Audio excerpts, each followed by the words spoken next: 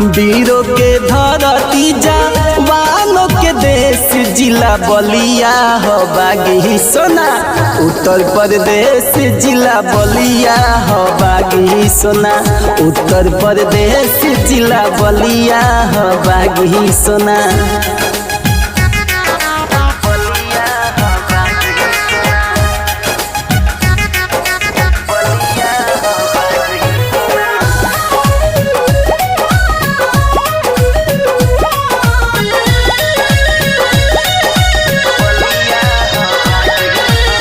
राजपूत मिश्रा राय जी पाणे जी के क्षेत्र है। छोटा सा जिला बलिया देशवा के नेत्र है।